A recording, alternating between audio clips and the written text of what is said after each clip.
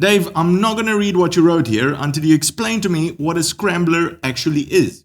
Is it an off-road bike? Is it a street bike? Is it an adventure bike? Retro? I mean, who rides them? Welcome back to Long Way Home, everyone, the place where getting your motorcycle news is easier than getting 2 socks, but not by much.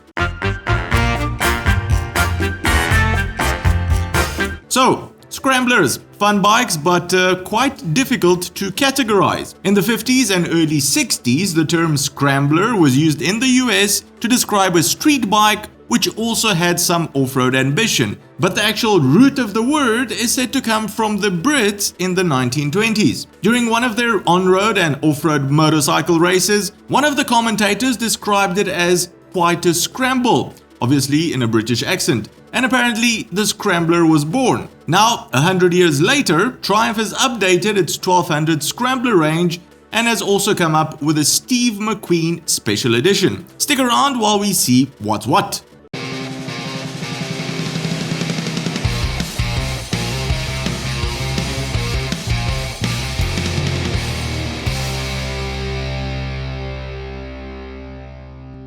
One of the world's most famous motorcycle stunt scenes is Steve McQueen jumping his Triumph Trophy TR6 over a barbed wire, even though he didn't do that, there was a stuntman involved.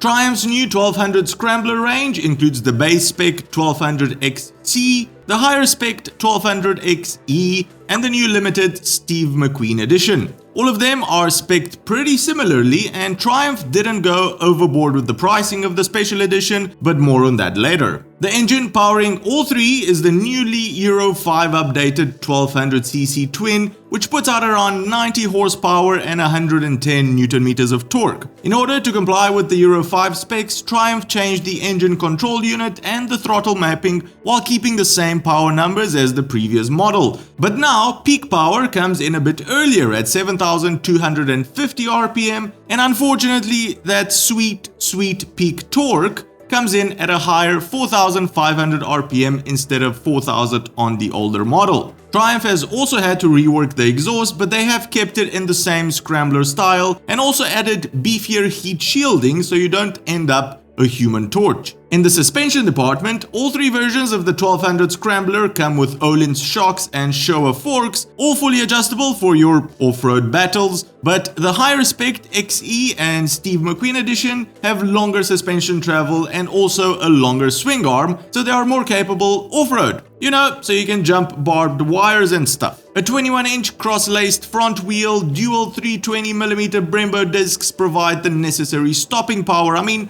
Triumph didn't skimp out on quality components for the Scramblers, and the same goes for the electronics as well. In general, Scramblers come with small round instrument dials up front, and the Triumphs are no exception. You get a small roundish color TFT display that is easy to read, backlit switchgear, this is a lovely thing to see, keyless ride as standard, a USB charging port, and cruise control. Up to 6 riding modes are available depending on the bike you end up with. The higher spec XE and the Steve McQueen edition come with an additional off-road pro riding mode, which turns off ABS and traction control so you can actually feel like Steve McQueen. And there is an extra user configurable mode as well for the 2 latter versions. Those also come with an IMU, which means cornering ABS and cornering traction control are available. The Steve McQueen edition will only have a run of 1,000 units, so if you're dying to have one, get hold of your dealer as soon as possible. It's produced in conjunction with the Steve McQueen estate. It will come with a production number on the handlebar clamp, as well as an approximation of Steve's signature. You'll also get a certificate of authenticity, which will be signed by Steve's son, Chad. So these Scramblers will definitely become collector's pieces as time goes on. Price-wise, Triumph didn't go too crazy here. The base version, the XC, goes for about $14,000 US. The higher spec version, the XE, starts at $15,400 US, and the special Steve McQueen edition is priced only $1,000 more